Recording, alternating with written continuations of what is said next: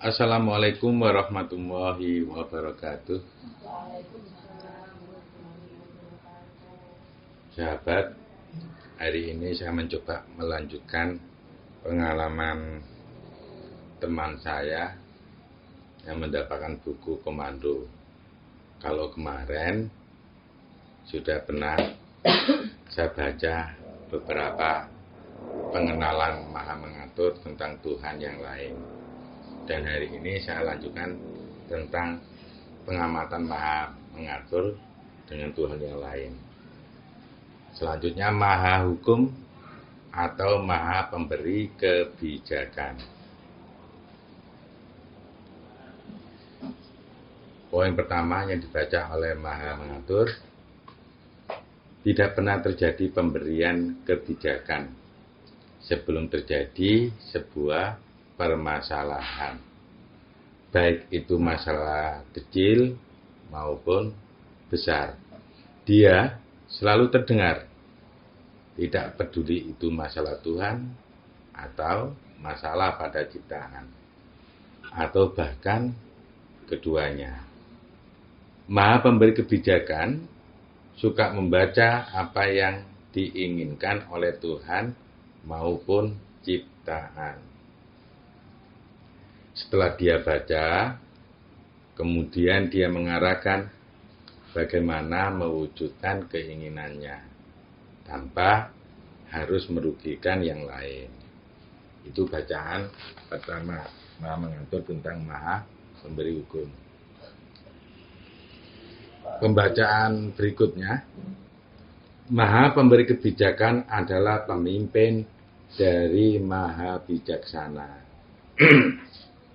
Maha Bijaksana bekerja lebih luas dan lebih terbuka kepada siapa saja.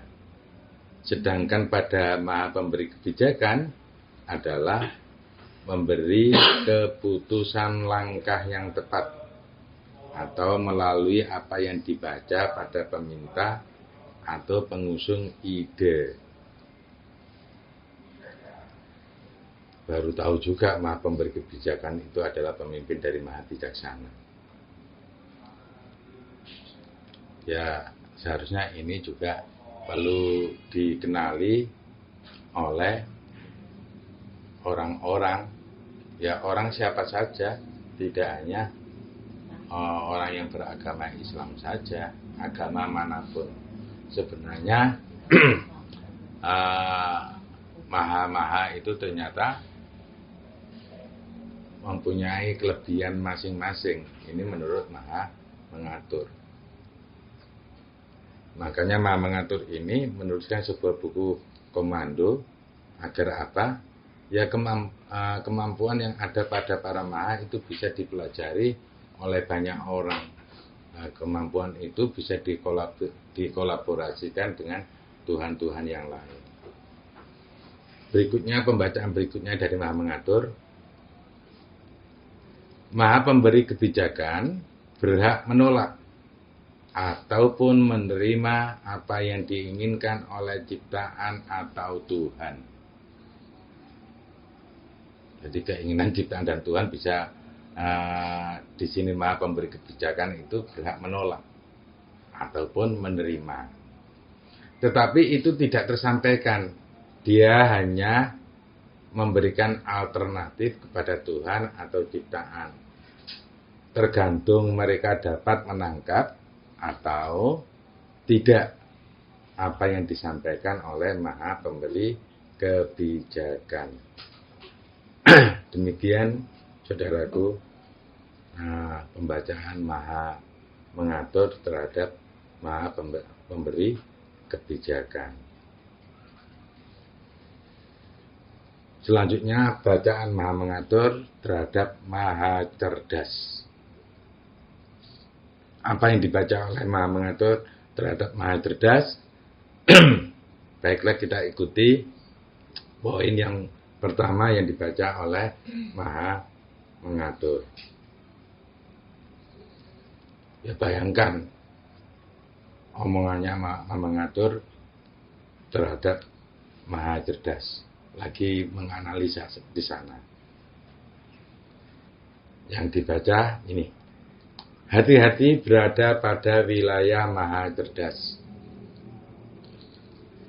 Apabila yang datang adalah Tuhan, maka Tuhan harus pandai menurunkan egonya dan tidak diperbolehkan merasa lebih dari Maha Cerdas.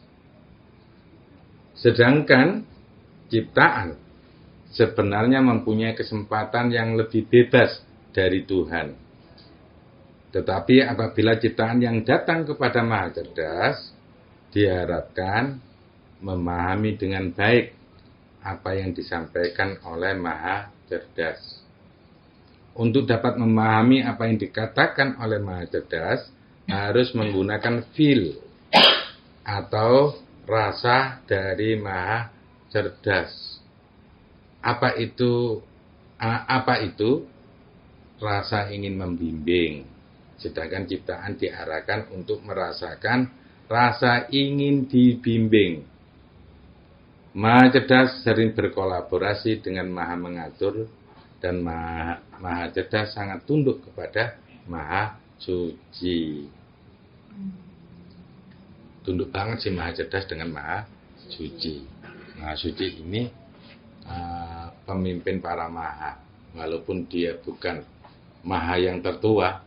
Maha yang tertua adalah Maha Pencipta. Tapi Maha Pencipta mau dipimpin oleh Maha Suci. Karena di akhir zaman ini Maha Suci yang mengkomando seluruh para maha.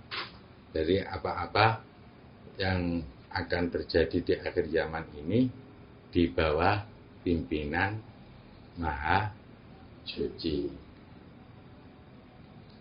Nah, bagaimana pembacaan Maha Mengatur terhadap Maha Suci? Ini dia Maha Suci.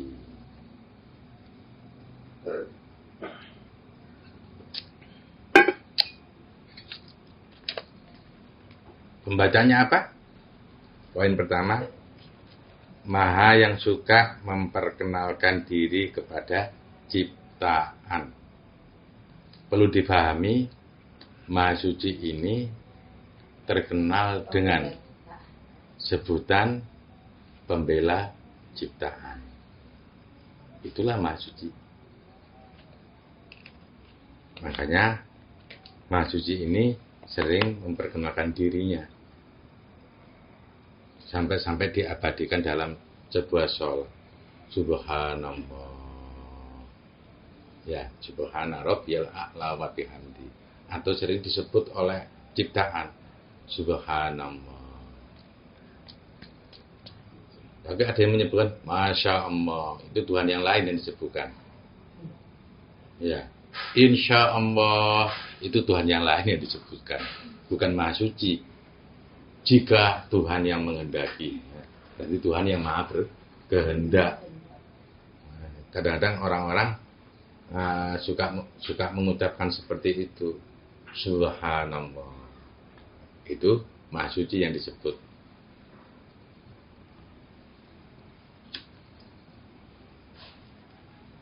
Tapi yang begini ini tidak semuanya dikasih tahu. Tahu artinya, tapi apa yang mereka itu mempunyai karakter-karakter tersendiri dan mempunyai kemampuan tersendiri.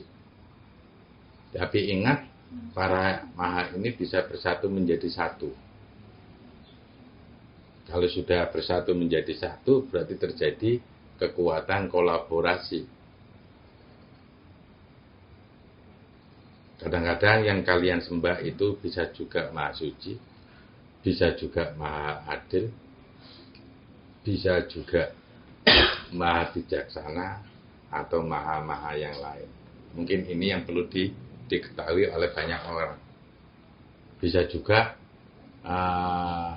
ketika berhadapan di sana bisa 5 maha bersatu, ya, yang juga disembah oleh kebanyakan orang. Tapi orang rata-rata nggak tahu, ya Tuhan aja Pokoknya itu Tuhan, nggak tahu itu maha bijaksana, maha adil, atau maha suci.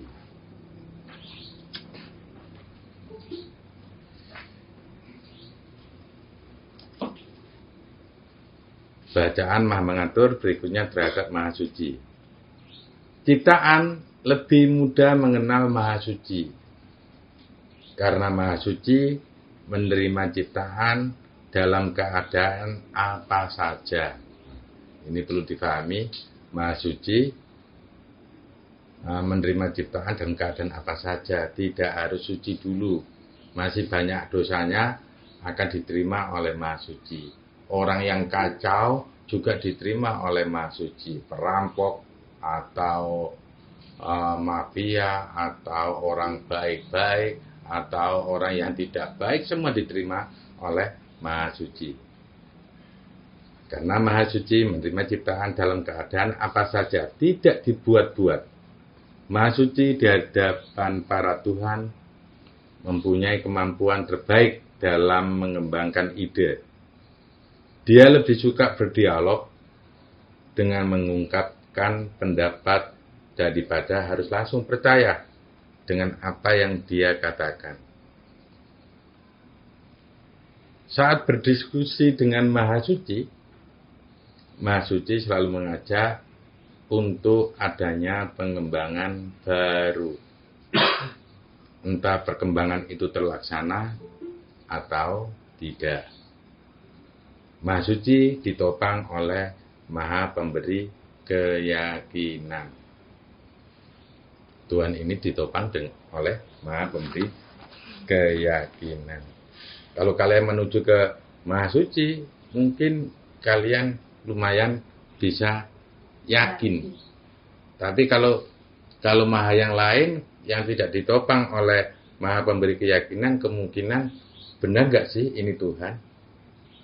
Benar nggak sih ini Tuhan yang saya hadapi? Jangan-jangan setan lagi.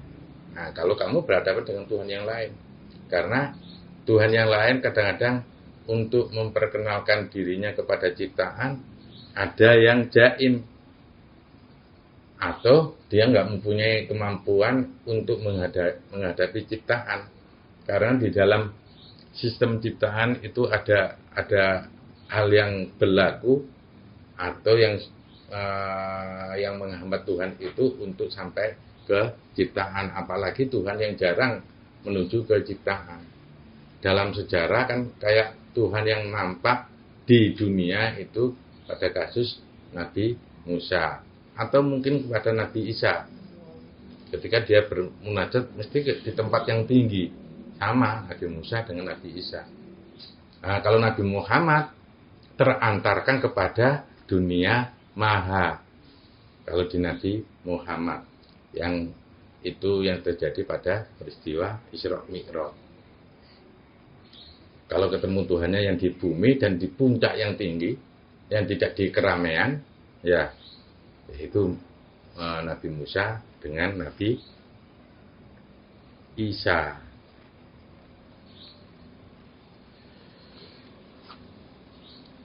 Poin berikutnya yang dibaca oleh Maha Mengatur terhadap Maha Suci. Jangan datang kepada Maha Suci kalau kalian tidak mau. Tapi jika kalian mau, maka bergegaslah. Cepatkan langkah kalian. Semakin cepat, semakin dia senang. Ini artinya apa? Menurut pembacaan Maha Mengatur, kalau kalian percaya ketemu Tuhan, apalagi yang Maha Suci ini, cepat lakukan. Jangan ditunda. Kalau kalian menunda, mungkin kalian tidak akan yakin lagi.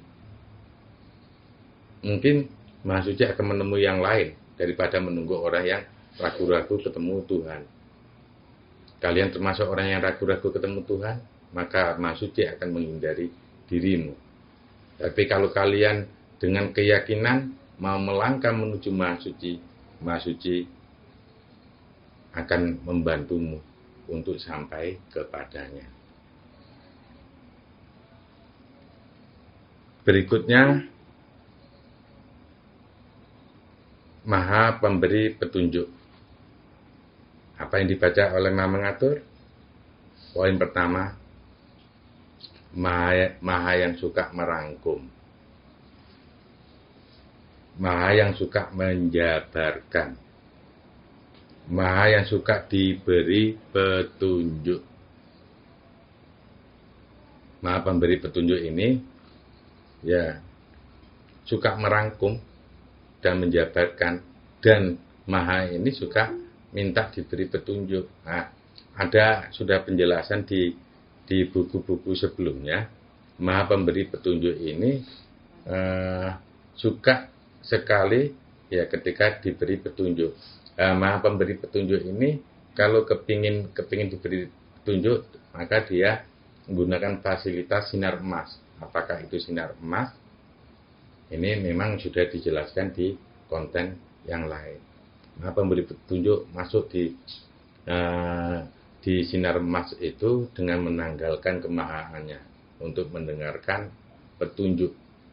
Jadi bahasanya Maha Pemberi Petunjuk ini memang suka diberi petunjuk. Itu pembacaan dari Maha Mengatur. Pembacaan berikutnya, Maha Pemberi Petunjuk memiliki banyak tantangan kepada para hamba-hamba Tuhan. Dia menyampaikan petunjuk lewat banyak cara, dan petunjuk sangat mudah didapatkan. Setiap ide dari Maha Pencipta dalam membuat ciptaan berasal dari sifat Maha Pemberi Petunjuk juga. Adanya ciptaan dapat dikatakan adanya petunjuk juga. Saya ulang lagi, adanya ciptaan dapat dikatakan adanya petunjuk juga. Maka Maha Pencipta ketika mencipta seseorang, di dalamnya ada petunjuk. Kalau kamu mempelajari, makanya dikatakan bahwa ilmu itu ada di mana-mana. Di setiap ciptaan Tuhan ada ilmu Tuhan. Makanya ketika ada temanmu menyampaikan pengalamannya, itu ilmu Tuhan. Itu kalau bisa ya kita coba pahami apa yang disampaikan temanmu. Nah, temanmu untuk mendapatkan petunjuk kadang-kadang tanpa sadar, tanpa disadari. Dengarkan aja. Begitu saudaraku, teman kita macam-macam, karakter Tuhan juga macam-macam, Maha Mulia di tempatmu juga macam-macam, cara ngomong pun caranya juga macam-macam. Begitu ya. Tidak perlu mencari-cari Maha Pemberi Petunjuk.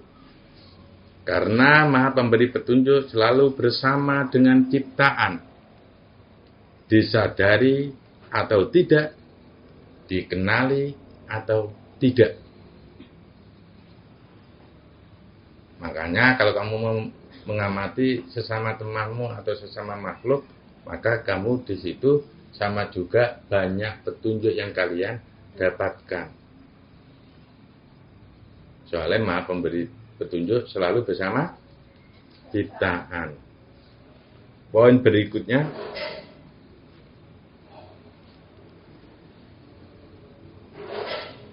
pembacaan Maha Mengatur.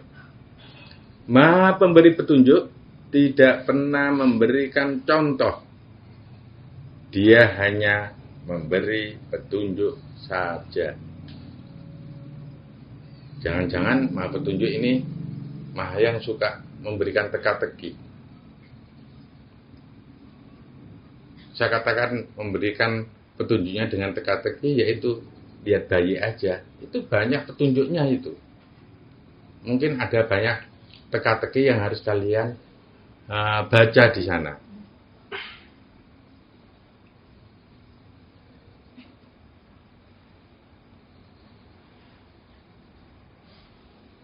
Berikutnya,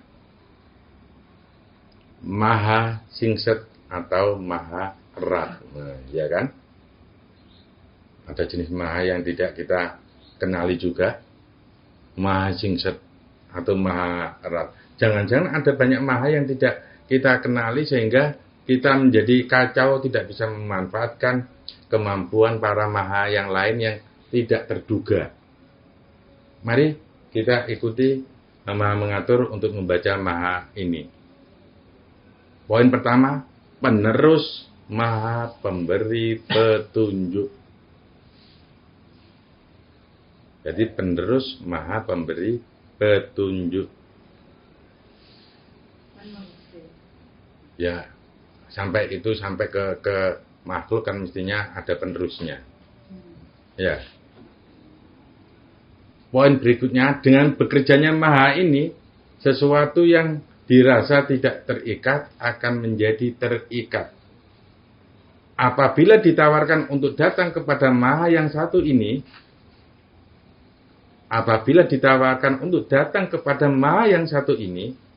kalian mau diikat atau tidak?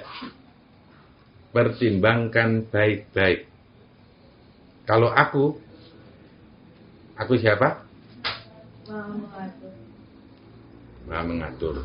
Tetap menjadi diriku saja. Kalau kalian, ya terserah. Hati-hati kalau sudah diikat olehnya. Sulit sekali untuk lepas.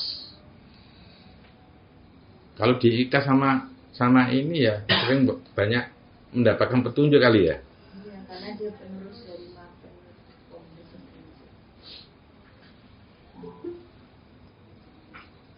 Pembacaan berikutnya. Kalau tidak ada maha singset ini, mungkin juga tidak ada keteraturan dunia. Dia sangat berjasa dalam membangun dunia, hingga bisa saling menopang sedemikian rupa. Langit yang tidak jatuh berkat maha ini. Manusia yang dapat menjaga keseimbangannya juga karena maha ini. Ada teknik yang lebih baik untuk mengenal maha singset. Ikatlah Tuhan pada diri kalian, jangan pernah dilepaskan. Mungkin saat ini itu yang dapat aku sarankan.